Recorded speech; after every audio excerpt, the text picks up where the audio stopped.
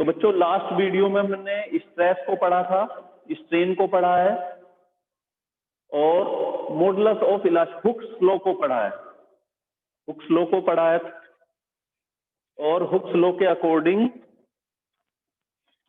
हमने modulus of elasticity को भी पढ़ा है।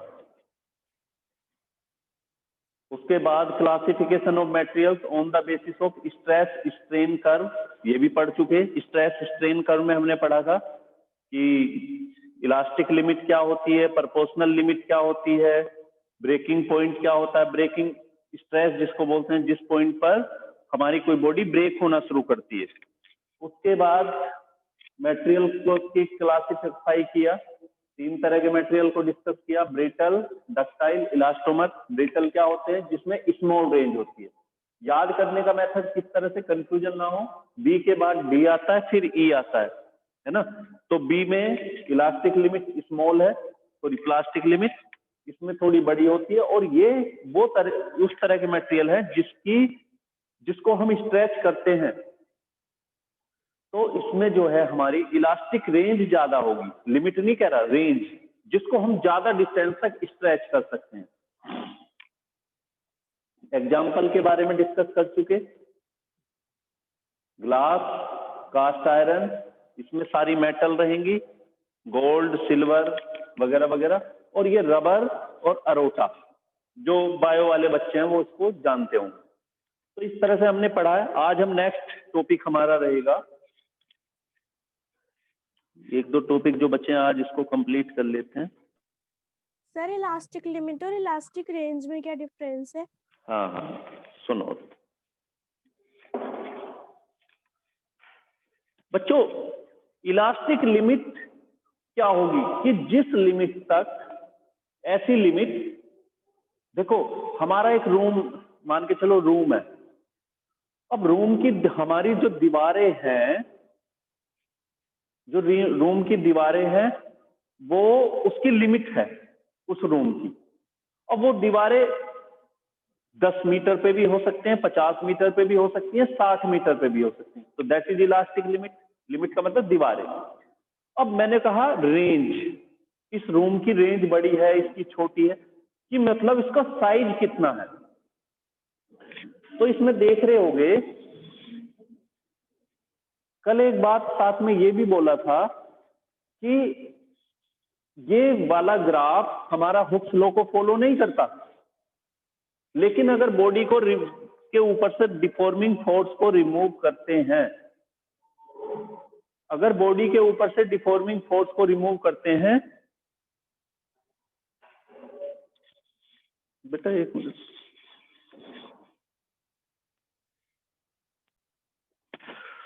तो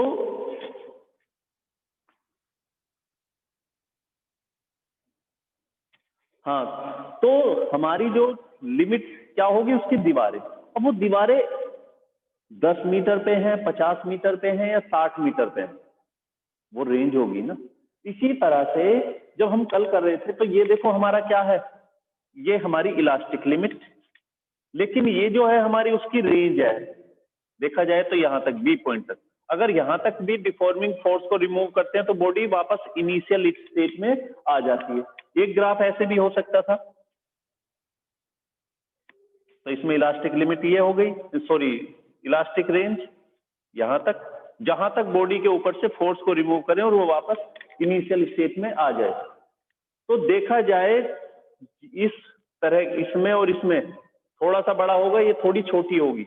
मीन्स ये कि जिसमें ज्यादा टाइम हम ज्यादा लेंथ तक स्ट्रेच कर पाए, ज्यादा चेंज कर पाए, मीन्स स्ट्रेन जिसमें ज्यादा हो जाए, वापस छोड़े इनिशियल स्टेट में भी आ जाए, तो उसको क्या बोलेंगे हम, इलास्टोमर्स।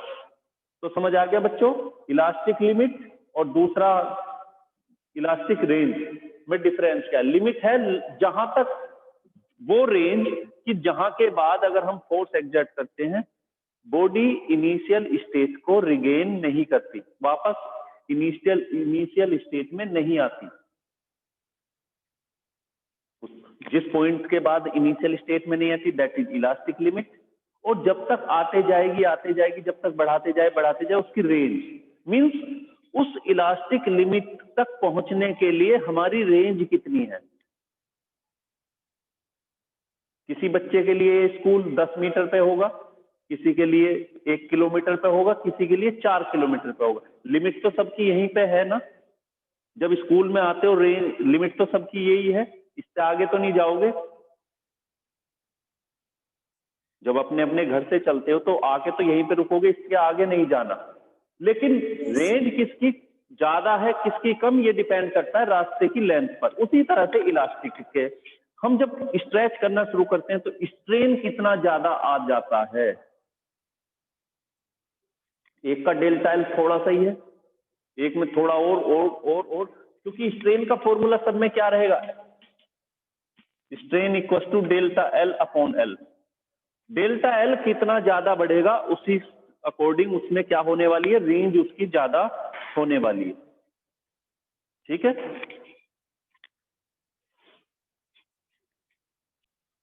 तो बच्चों आज हमारे सामने 3 क्वेश्चन एक किसी बच्चे ने किए, इलास्टिसिटी या elastic, elastic range, elastic limit, तीनों में डिफरेंस है। देखो क्या होता है। हम बात करें इलास्टिक की, इलास्टिक लिमिट की।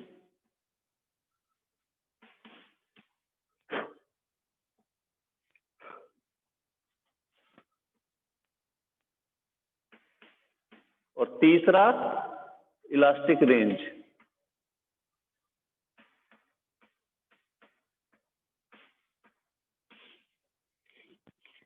और किसको लेके डिस्कस करें, स्ट्रेस स्ट्रेन कर्व को, stress strain curve, strain stress.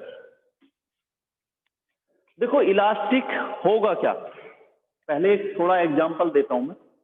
अभी मैंने एक रूम का एग्जांपल दिया कि एक रूम छोटा है एक बड़ा है, एक की रूम की रेंज छोटी है एक की बड़ी है, तो लिमिट कहां पे आएगी, जहां तक उसकी रेंज रहेगी, है ना। तो आप पूछो कि रेंज किसकी, लिमिट किसकी ज्यादा है, लिमिट किसकी ज्यादा है, जहां पे वो ज्यादा आगे पहुंचा है। रेंज किसकी ज्यादा है, जिसमें हम ज्यादा से ज्यादा बड़ा कर सके उसके साइज को। और इलास्टिक किसकी ज्यादा है। ये तीनों चीजें ऐसी हैं जो थोड़ा सा इसमें कंफ्यूजन रहता है, लेकिन समझ में आएगा, समझिए जरा। मैंने बात की इलास्टिक की, अब एग्जांपल देता हूं। और हम कहते हैं कि इलास्टिक स्टील की ज्यादा होती है रबर के कंपेयर में। कैसे ज्यादा होगी जरा समझे, मैथमेटिकल वे में भी समझेंगे इसको और पहले थ्योरेटिकल वे में समझेंगे। अगर हम 2 वायर लेते हैं, एक रबर की और एक स्टील की, हम स्टील की वायर को स्ट्रेच करते हैं लेकिन लेंथ नहीं इंक्रीज हो पाती। क्यों नहीं हो पाती, अभी क्वेश्चन था कि यंग मॉडुलस जिसका ज्यादा होगा वो ज्यादा इलास्टिक होगा। क्या ये सही है, तो बात सही है, जिसका यंग मॉडुलस ज्यादा होगा वो ज्यादा इलास्टिक होगा।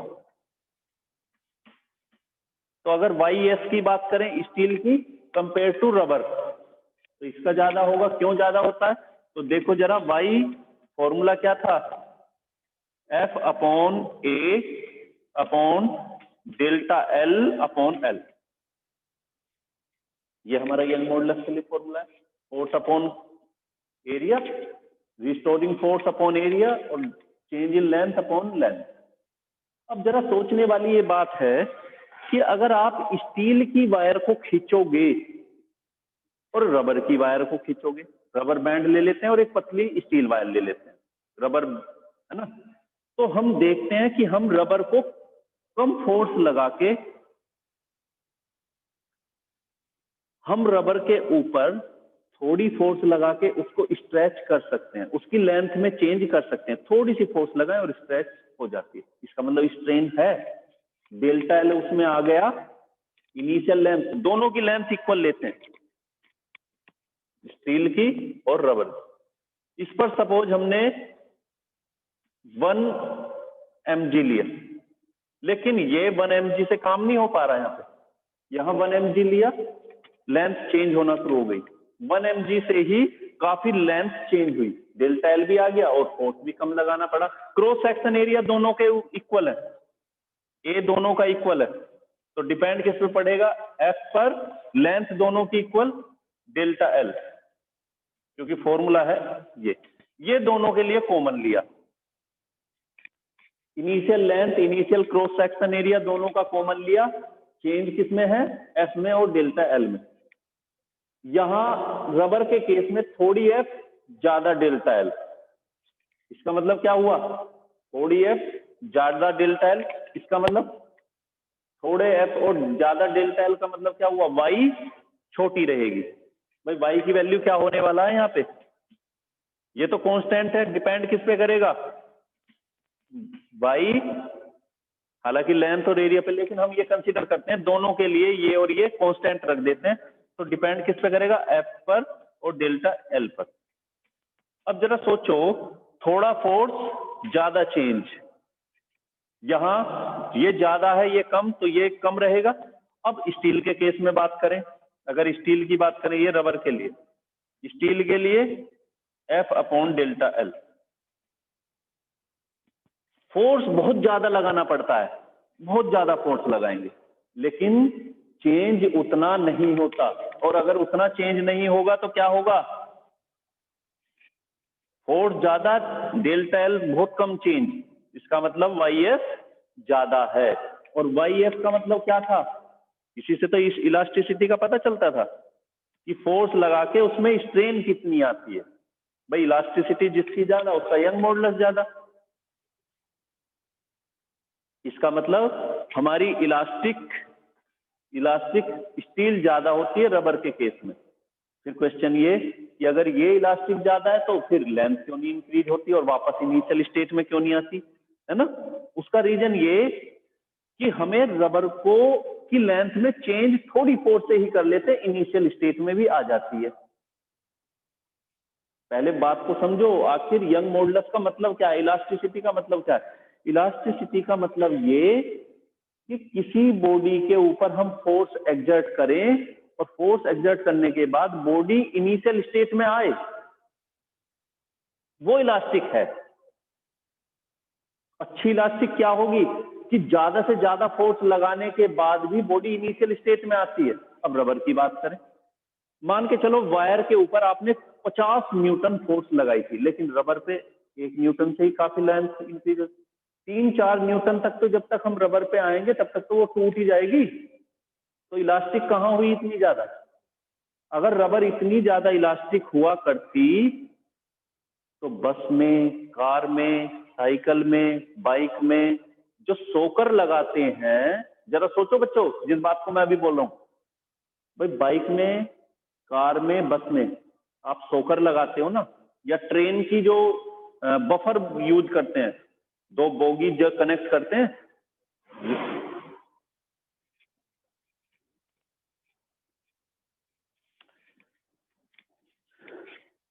ट्रेन को देखा होगा,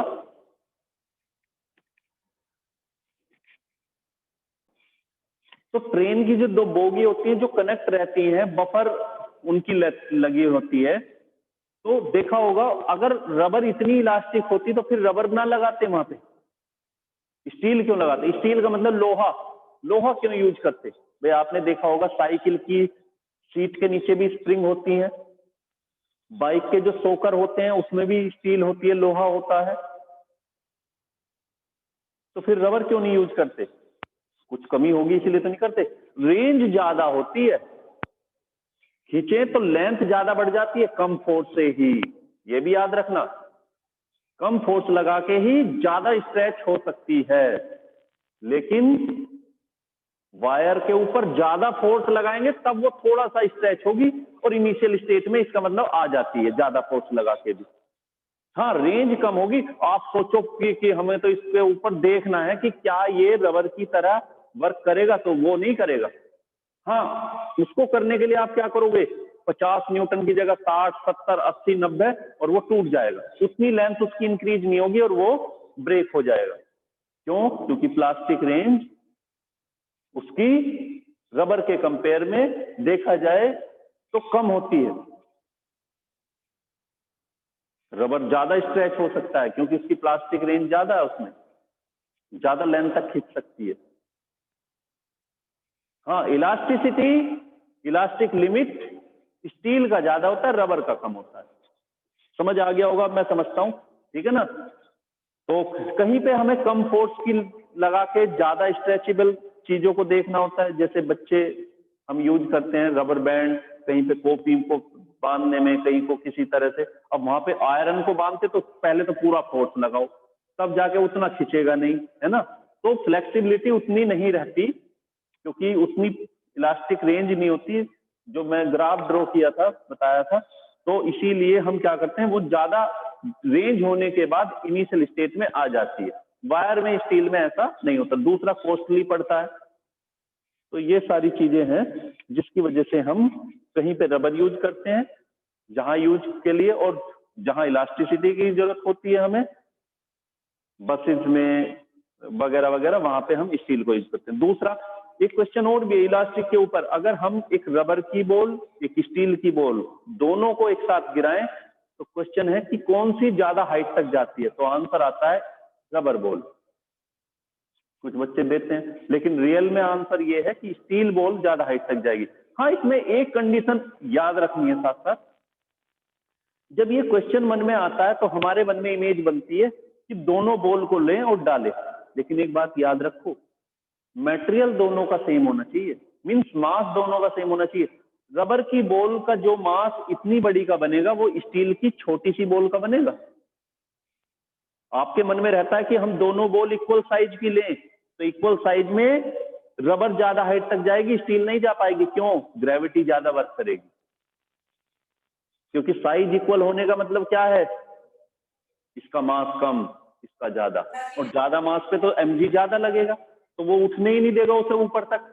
लेकिन अगर दोनों का मास इक्वल लें तो दोनों पर ग्रेविटेशनल फोर्स इक्वल लगेगी, दोनों एक साथ हिट होंगी नीचे, और हिट होके ज्यादा हाइट तक कौन जाएगी? जिसकी इलास्टिसिटी ज्यादा है। ठीक, अब क्लियर हो गया होगा। चलिए अब आगे चलते हैं। तो कुछ टॉपिक और है इसमें, इलास्टिक आफ्टर इफेक्ट। अब ये इलास्टिक आफ्टर इफेक्ट क्या है?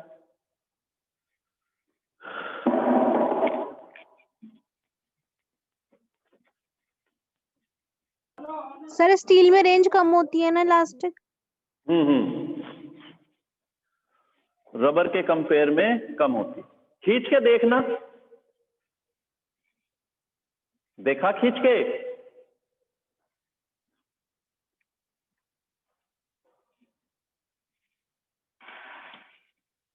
चलो, मतलब ये कि रबर को हम काफी डिस्टेंस खींचने के बाद भी वो इनिशियल स्टेट में आती है। वायर उतनी लेंथ तक जाने के बाद इनिशियल में नहीं आएगा। स्ट्रेन कम होती है देखा जाए तो। चलिए,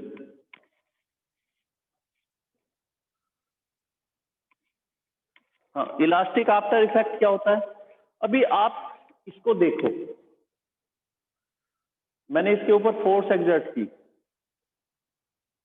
और छोड़ देता हूं, ये वापस इनिशियल स्टेट में आता है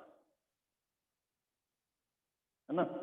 लेकिन कुछ बॉडी देखो, ये तो तुरंत आ रहा है, लेकिन अगर मैं इसको एक लिमिट के ऊपर जाऊंगा तो ये इनिशियल स्टेट में उतना तेजी से नहीं आएगा। आ रहा है लेकिन। तो कुछ मटेरियल में होता क्या है, जैसे रबर को भी देखा होगा, वो अपनी इनिशियल स्टेट में थोड़ा सा देर लगाते हैं।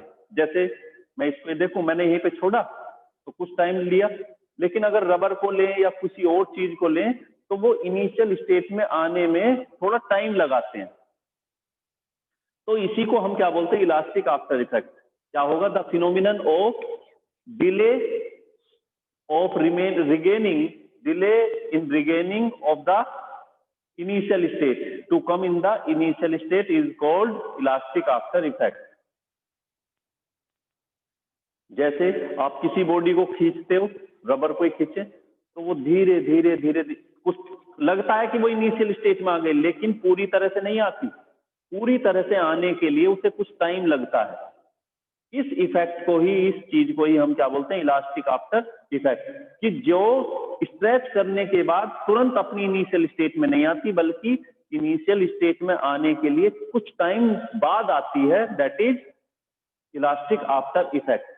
अच्छा, एक बात और, पहली बार स्ट्रेच करते हैं इनिशियल स्टेट में जल्दी आती है, दूसरी बार करते हैं टाइम लेती है और ज्यादा और ज्यादा, और ये एक भी कहें कि उतना वो उस प्रॉपर वे में फिर वापस नहीं आती, कुछ ना कुछ लॉस करती रहती है अपनी इलास्टिसिटी को।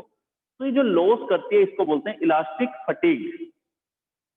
इसको क्या बोलेंगे? इलास्टिक लॉस भी बोल सकते हैं, इलास्टिक फटीग, कि मींस अपनी हर बार कुछ ना कुछ वो नेचर लॉस करती है। तो इस इफेक्ट को क्या बोलते हैं? Elastic fatigue. और जिसमें वो टाइम लेती है वापस इनिशियल स्टेट में आने में, उसको बोलते हैं इलास्टिक आफ्टर इफेक्ट। इसके बाद एक टॉपिक और बचता है हिस्टेरिसिस। इसको ऐसे भी समझ सकते हो, मान के चलो मैंने एक वायर को लेता हूं और इसके ऊपर फोर्स एग्जर्ट किया, यहां तक इसको, इसकी लेंथ को इंक्रीज किया, इसकी लेंथ को इंक्रीज किया। अब ये फोर्स जैसे ही मैंने पकड़ के इसको पकड़ा हुआ है, यहाँ पे छोड़ देता हूं, ये तुरंत इस स्टेज में नहीं आता, बल्कि क्या करता है? धीरे धीरे धीरे धीरे कुछ टाइम लेता है। इलास्टिक आफ्टर इफेक्ट हो गया। लेकिन हमने देखा कि जो इनिशियल लेंथ थी उसकी यहां तक थी, फर्स्ट टाइम सेकंड टाइम कुछ कई बार स्ट्रेच करने के बाद उसकी लेंथ हमेशा के लिए इतना रहती है, जो मैंने परमानेंट सेट बोला था कि प्लास्टिक वाली रेंज में आ जाएगी। या प्लास्टिक भी नहीं, हम इलास्टिक लिमिट तक की बात कर रहे हैं, हम इलास्टिक लिमिट तक, जहां तक प्रोपोर्शनल साइन को वो फॉलो करती है, हुक्स लॉ को फॉलो करती है, हम उसी रेंज में उसको खींचते हैं छोड़ते हैं, खींचते हैं छोड़ते हैं, बार बार इस प्रोसीजर को कर रहे हैं, तब भी उसमें कुछ ना कुछ लेंथ इंक्रीज रहती है, मींस स्ट्रेन रह जाता है। उस चीज को ही हम क्या कहते हैं? Elastic fatigue. मींस वो अपनी कुछ नेचर खो देती है। और देखा भी होगा तुमने, घर में किसी रबर बैंड को यूज करते हो, किसी रबर की चीज को यूज करते हो, तो कुछ दिन में उसकी जो इलास्टिसिटी है वो नेचर खत्म हो जाती है, या जिसको बोलते हैं कि इसकी इलास्टिक ढीली पड़ गई। तो इस तरह से ये चीज, तो इलास्टिक फटीग। इसके बाद आता है नेक्स्ट टॉपिक, हिस्टेरिसिस। अब हिस्टेरिसिस का मतलब क्या है? जिसमें बोला जाता है पीछे रहना। अगर इसी चीज को, ये जो मैंने अभी बोला इलास्टिक आफ्टर इफेक्ट, इसी को हम रिप्रेजेंट करें ग्राफ की वे में, स्ट्रेस स्ट्रेन कर्व की फॉर्म में, तो उसमें हमारी ग्राफ, हमारी जो नेचर है बॉडी की इलास्टिक वाली, वो थोड़ा पीछे रहती है ना। तो इसको बोला जाता है हिस्टेरिसिस। मतलब होता है, हिस्टेरिसिस का मतलब होता है पीछे रहना, पिछड़ जाना, जिसमें कोई चीज पीछे पीछे चलती है। तो जैसे हम स्ट्रेस स्ट्रेन कर्व की बात करें, मान के चलो हमने किसी बॉडी को के अंदर उसको स्ट्रेच किया, स्ट्रेन भी आएगा, स्ट्रेस भी आएगा, स्ट्रेस स्ट्रेन, और बॉडी हमारी इस वे में आती है। जब हम वापस उसके ऊपर से डिफॉर्मिंग फोर्स को रिमूव करते हैं, तो वो वापस सीधा इस रास्ते से नहीं आती। इस रास्ते से आने का मतलब क्या है? कि जैसे ही छोड़ा, वो तुरंत इनिशियल स्टेज में नहीं आती, बल्कि क्या होता है? वो तुरंत इनिशियल स्टेज में नहीं आती, बल्कि क्या होता है? कुछ टाइम लगता है। मतलब उसके अंदर का स्ट्रेस खत्म हो जाता है, लेकिन स्ट्रेन उसमें रहता है, और वो धीरे धीरे धीरे धीरे खत्म होता है। थोड़ा समझो इस ग्राफ को। मान के चलो ये वायर हमारे पास, मैंने इसको खींचा, खींचने के बाद इसके अंदर क्या प्रोड्यूस होगा? स्ट्रेस, साथ में स्ट्रेन भी आएगा, क्योंकि लेंथ इंक्रीज कर चुका हूं। स्ट्रेन क्या था? Delta L upon L. Stress क्या है? Force upon area. मीन्स ये कि हम किसी बॉडी के ऊपर फोर्स एक्सर्ट करते हैं, डाउनवर्ड किया, लेकिन इसके अंदर इंटरनल वे में रिस्टोरिंग फोर्स, जो इसको रिस्टोर करती है इनिशियल स्टेट में आने के लिए, वो फोर्स क्रिएट होता है। अपोजिट सेम, अगर सेम नहीं होगा तो ब्रेक हो जाता। तो ये प्रोड्यूस होता है, और ग्राफ के लिए हमें दोनों वैल्यू मिलती है। मैंने कल भी बताया था कि हम ग्राफ के लिए वैल्यू लेंगे, ये स्ट्रेस, ये स्ट्रेन, और हमें सपोज वैल्यू मिलती है, और इस तरह से हम वैल्यू लेके एक ग्राफ प्लॉट करते हैं। मतलब उन स्ट्रेस की वैल्यू स्ट्रेन के कोरस्पॉन्डिंग वे में लेते जाएंगे, कोरस्पॉन्ड वैल्यू सारी, और हमें इस तरह से ग्राफ हमें मिलती है। लेकिन अब अगर हम इस फोर्स को, जो मैंने नीचे लोड डाला था, इसको छोड़ देता हूं, रिलीज करता हूं, तो क्या होता है? वापस बॉडी अपनी इनिशियल स्टेट में आना शुरू हो जाएगी, क्योंकि स्ट्रेस उसके ऊपर वर्क कर रहा है। भाई स्ट्रेस वर्क करेगा तो वायर की लेंथ को छोटा करेगा। तो देखा ये गया कि स्ट्रेस का जो कंपैरिजन पहले था कि जितना स्ट्रेस उसी का कोरस्पॉन्डिंग स्ट्रेन, अब वो देखा जाता है कि जब ये वापस आता है तो ये अपनी लेंथ को डिक्रीज तो करता है, लेकिन उतना स्ट्रेस उतने स्ट्रेन के कोरस्पॉन्डिंग नहीं रहता। मेरी बात समझो जरा।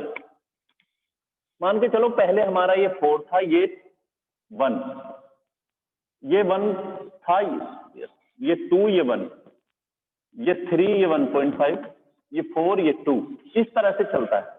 लेकिन जब फोर्स रिलीज करते हैं तो ये वाला रेशो नहीं रहता, बल्कि क्या रहता है, रिलीज करते टाइम पर ये कितना रह जाता है, मान के चलो 3.9 या 3.8, ये 3 था, ये रहता है 2.6, ये 2 था, ये 1.7 या 1. चलिए, मीन्स स्ट्रेन तो उतना ही रहेगा, लेकिन ये वैल्यू कम रहती है, और कम रहेगी तो क्या होगा, ग्राफ फिर हमें इस तरह से। तो ये जो हमारा पीछे रह जाता है, कौन सी नेचर, स्ट्रेस वाली नेचर। स्ट्रेन से जो स्ट्रेस वाली नेचर पीछे रहती है, इसी को हम क्या बोलते हैं, हिस्टेरेसिस। कि उसमें हिस्टेरेसिस में क्या था, मतलब बताया था कि जिसमें कोई चीज पीछे रहती है, लैग करती है। तो कौन लैग करता है इसमें, कौन लैग करता है, किसको करता है, पहले वाले को, स्ट्रेन को लैग करता है। जो पहले स्ट्रेन और स्ट्रेस का कॉम्बिनेशन था, रेशो था, वो अब नहीं रहता, बल्कि उससे पहले उससे थोड़ा कम रहता है, और हमें ग्राफ इस तरह की मिलती है। इसी को क्या बोला जाता है, हिस्टेरेसिस लूप, हिस्टेरेसिस लूप। और ये जो नेचर है ऑफ द बॉडी है ना, lagging before nature is called hysteresis. इसके बाद नेक्स्ट टॉपिक के बारे में डिस्कस करते हैं,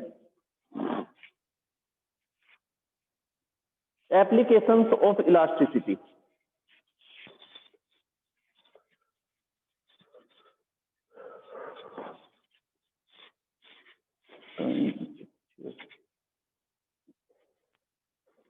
एप्लीकेशंस ऑफ इलास्टिसिटी। अब देखो कितनी सारी एप्लीकेशंस हैं जिसको हम यू लेके अपनी डेली लाइफ में यूज करते हैं। मान के चलें, आपने देखा होगा किसी क्रेन का लिखा होता है कि इतना ये स्ट्रेस सहन करता है, इतना स्ट्रेस बियर करता है।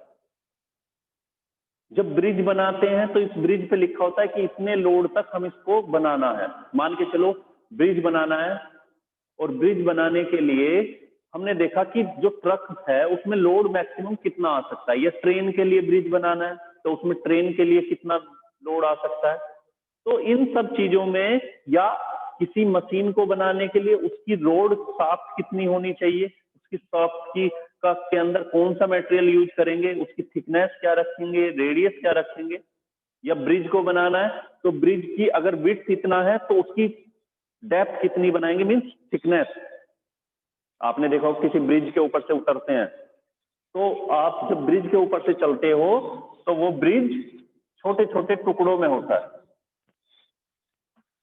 ऐसा नहीं होता कि ब्रिज पूरा का पूरा एक ही पूरा सरफेस रहे, ऐसा इसलिए नहीं होता क्योंकि ये क्रैक होने के चांसेस इसके हो जाते हैं।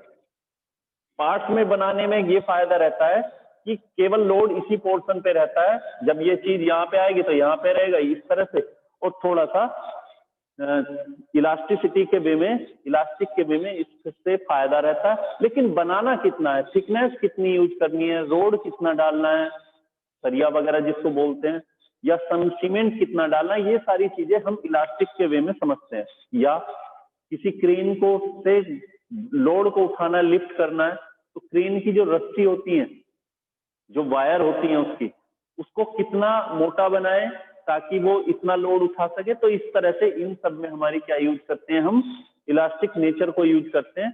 और फॉर्मूला क्या होता है, y = mg force upon area. तो स्ट्रेस के लिए तो कितना लेंगे, स्ट्रेस = फोर्स अपॉन एरिया। मान के चलो किसी रस्से को बनाना है लिफ्ट करने के लिए क्रेन का, तो कितना मोटा बनाए, स्टील का बनाना है, और उससे लोड हमें सपोज उठाना है 10⁵ किलोग्राम, है ना। तो एरिया कितना रखें, सपोज रेडियस r, πr², तो कितना आएगा देखते हैं। तो स्टील के लिए ये बोला जाता है कि जो उसका स्ट्रेस है जो वो सहन कर सकता है, जो इलास्टिक लिमिट है, elastic limit of steel, elastic limit of steel, ये होता है हमारा 30 इंटू 10⁻⁷ न्यूटन पर मीटर। इस तरह से अब वैल्यू पुट करते हैं, तो ये हमारा क्या होगा स्टील के लिए यंग मॉडुलस, सॉरी स्ट्रेस, क्योंकि उसमें स्ट्रेन भी आता है।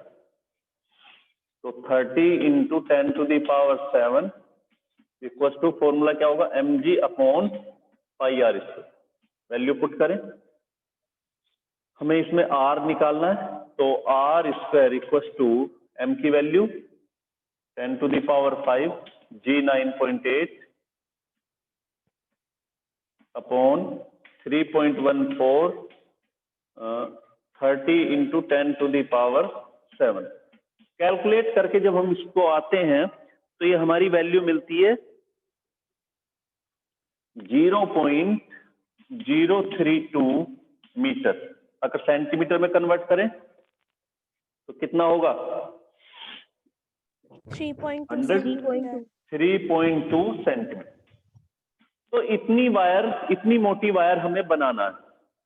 लेकिन अगर लोड इससे भी ज्यादा उठाना है, तुम देखते होगे डेली लाइफ में लोड तो इससे भी ज्यादा रहता है, तो ये देखा गया कि अगर हमें इससे भी ज्यादा लोड उठाना है तो उसके लिए क्या करना होगा, रेडियस को और भी बड़ा लेना होगा।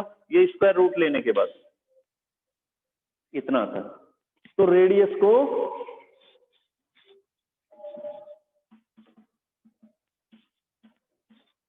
को और भी बड़ा मोटा लेना होगा। अगर रेडियस इससे भी ज्यादा लेते हैं तो बच्चों वो फिर वायर नहीं रहता, वो एक रोड बन जाती है। और